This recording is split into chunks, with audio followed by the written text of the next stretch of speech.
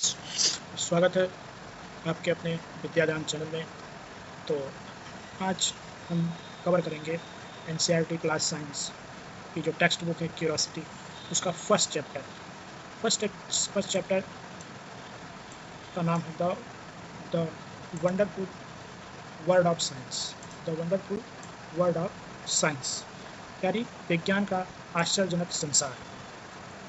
As human beings we always been curious about our surrounding. एक इंसान होने के नाते हम सभी हमेशा से अपने चारों तरफ के वातावरण के बारे में क्यूरियस हैं। क्यूरियस मीन्स जानने के लिए उत्सुक, सराउंडिंग मीन्स चारों ओर के वातावरण। We start exploring our surrounding and asking question right from our childhood. हम सभी ने अपने सराउंड को खोजना यानी कि उसको एक्सप्लोर करना, खोजना अपने बचपन से ही हम शुरू कर देते हैं। आस्किंग क्वेश्चन के माध्यम से, जैसे छोटे बच्चे प्रश्न पूछा करते हैं, रात क्यों होती है, दिन क्यों होता है, ये आकाश में चंद्रमा क्या है, तारे क्या हैं।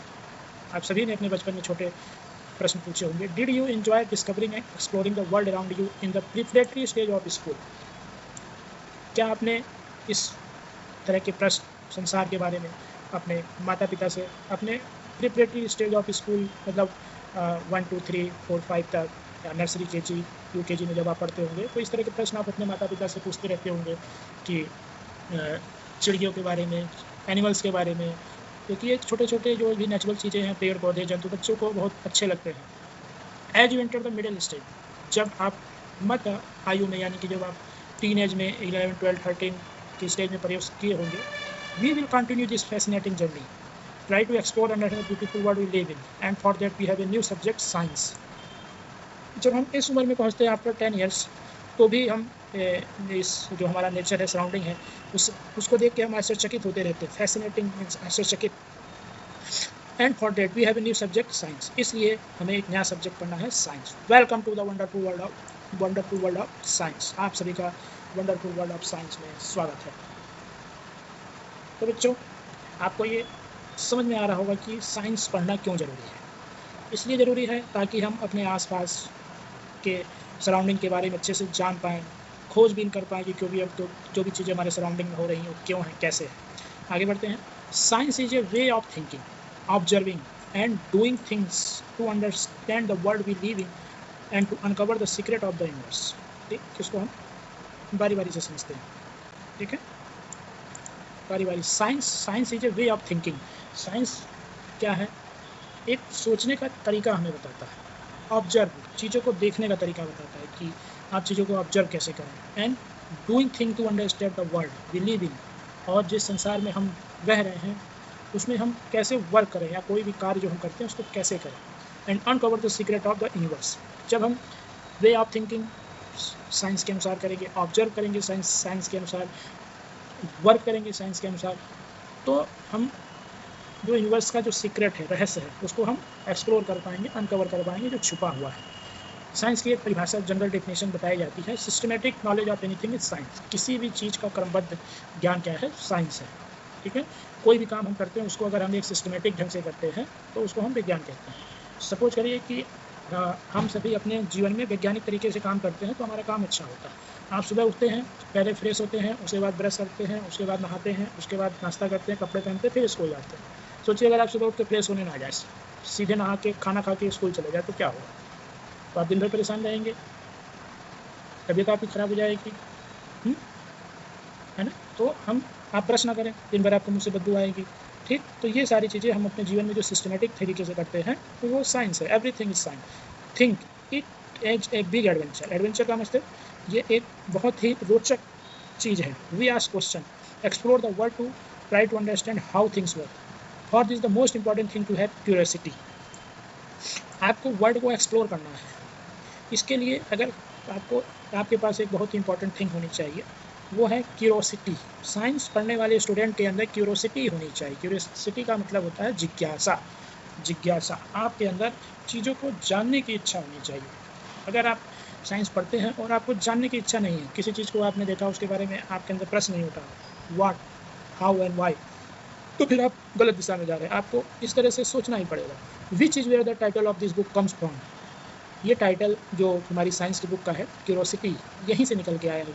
ठीक है कि साइंस पढ़ने के लिए आपके अंदर क्यूरोसिटी होनी चाहिए। जैसे छोटे बच्चों की तरह, छोटे बच्चे पूछते रहते हैं पापा ये क्या है, मम्मी ये क्या है, ये कैसे, वो कैसे, है ना, क्योंकि उनके अंदर जानने की इच्छा होती है। आगे बढ़ते हैं। Whether it is studying tiny grain of sand और massive mountain, a leaf of grass or a vast forest, there is always something new and exciting to discover.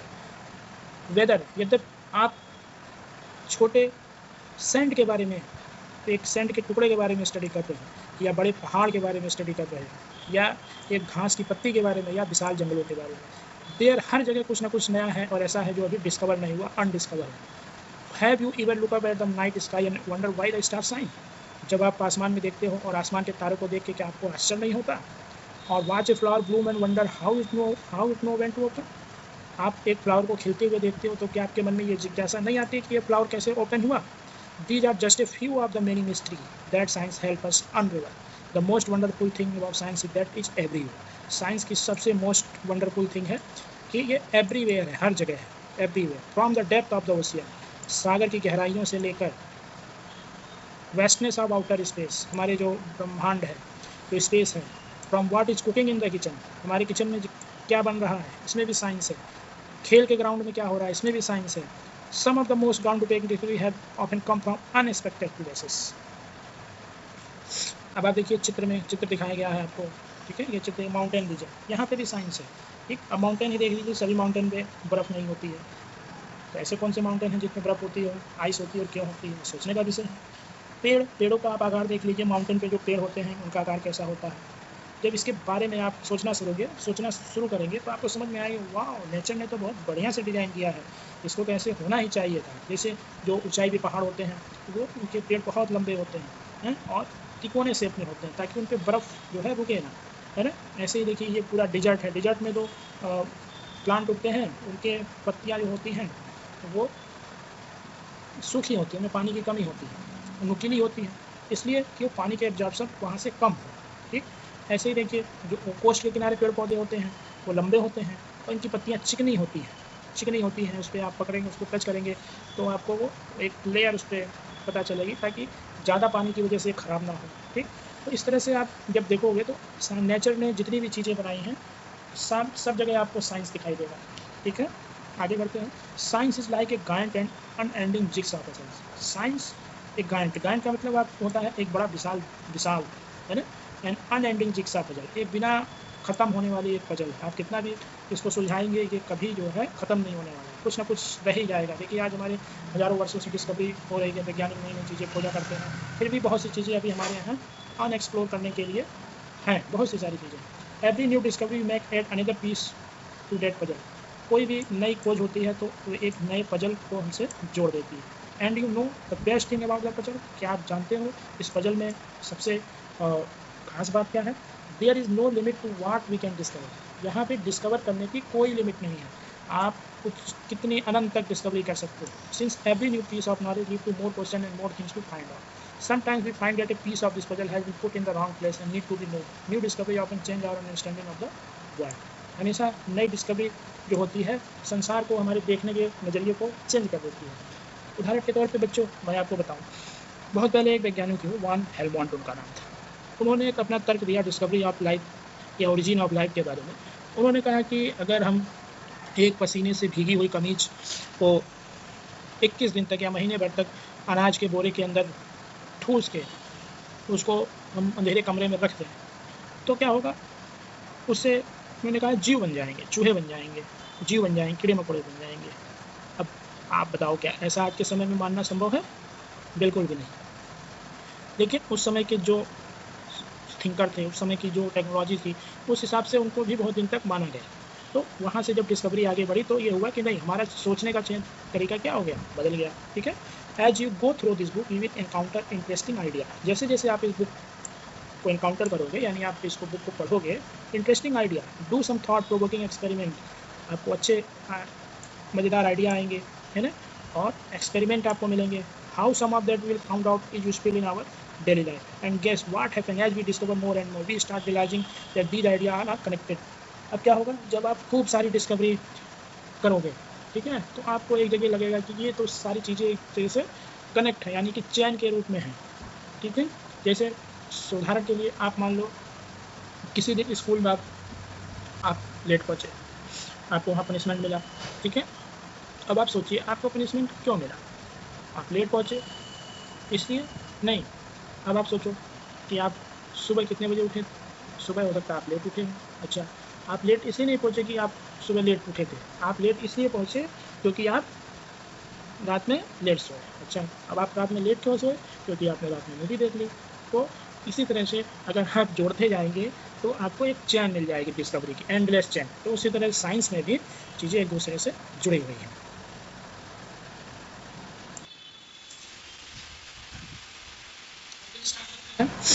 It is the only planet we need support life. हम सभी को पता है कि अर्थ ही एक हमारा ऐसा प्लेनेट है जहाँ पे जीवन है, and it has environment that we must protect. और यहाँ पे एक इन्वायरमेंट है यानी कि पर्यावरण है जिसे हमें सुरक्षित रखना चाहिए, नहीं ज़रूर सुरक्षित रखना चाहिए, must protect. There is an amazing variety of life on earth.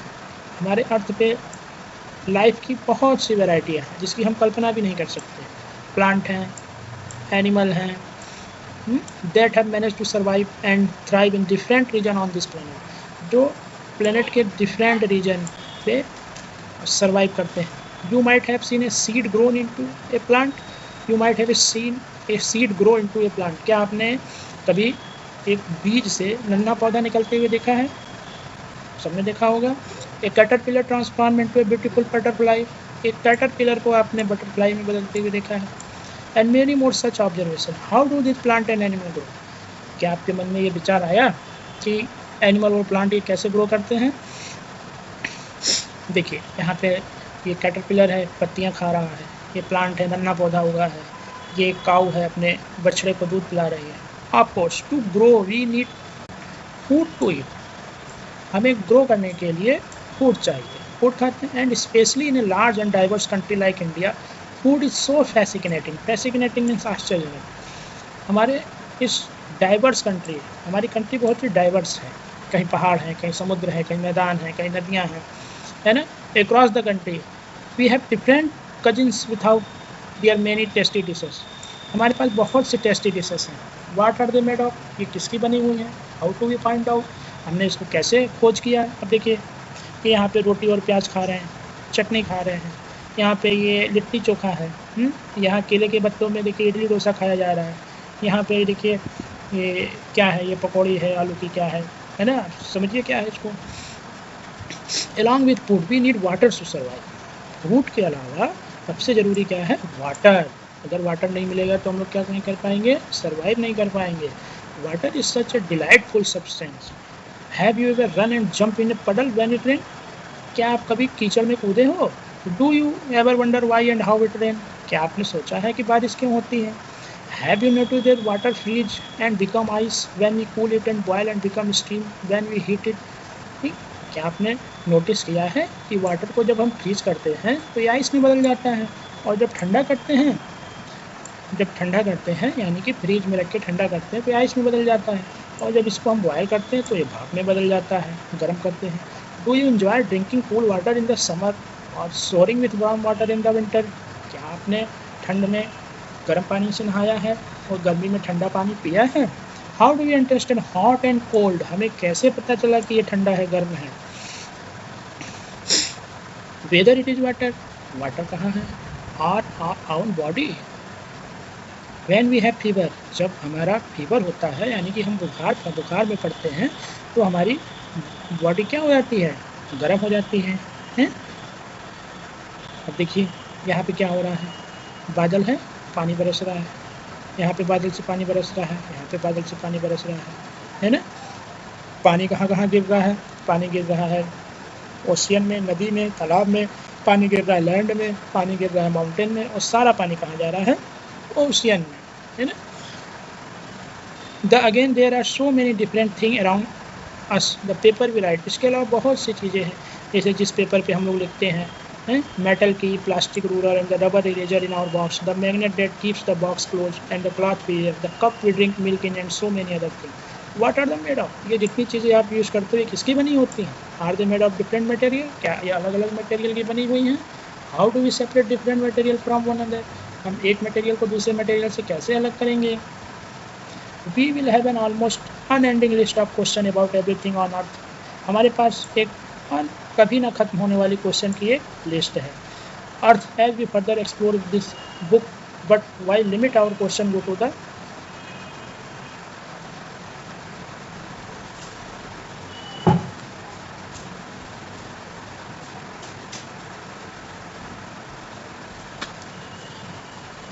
But why limit our question to the earth alone.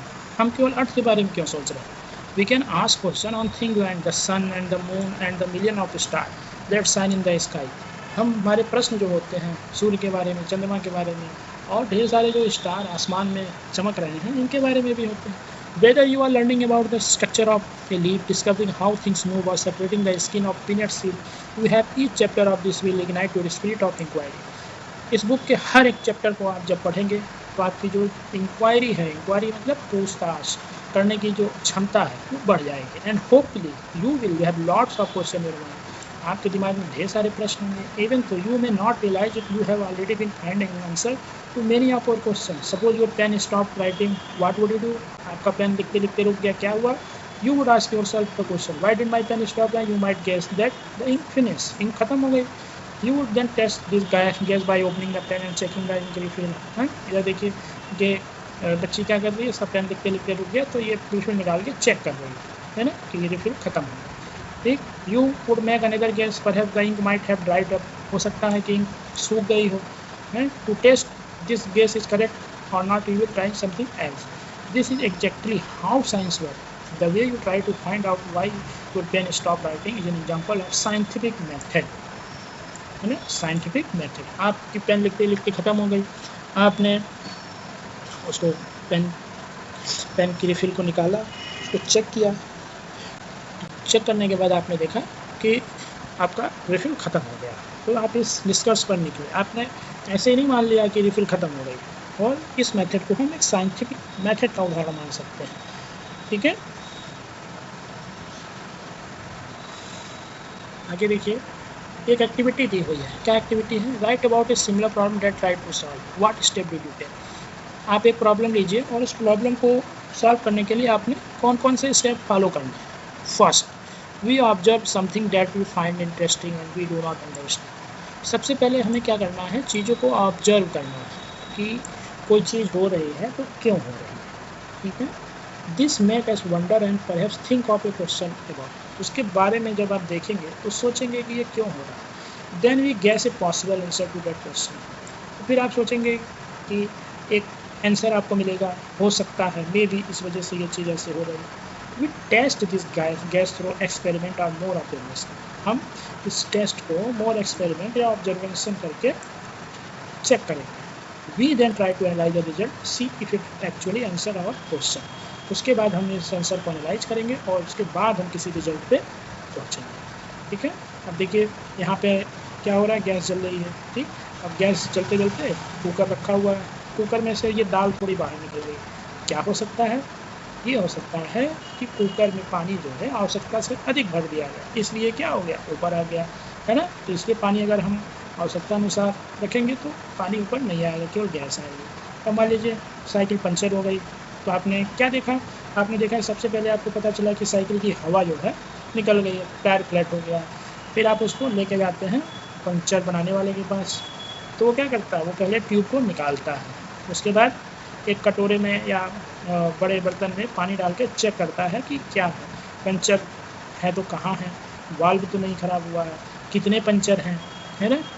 फिर वो उस पर काम करता है, फिर रिजल्ट मिलता है। तो यहाँ पे क्या हुआ, सबसे पहले एक प्रॉब्लम आई, प्रॉब्लम को आपने ऑब्जर्व किया, ऑब्जर्व करने के बाद एक आप उसको एक निश्चित जगह पे ले गए, निश्चित आदमी के पास ले गए, उन्होंने ट्यूब को निकाला, चेक किया, उसके बाद उस प्रॉब्लम का सलूशन किया, है ना। तो ये एक साइंटिफिक सोचने का तरीका है। ठीक है,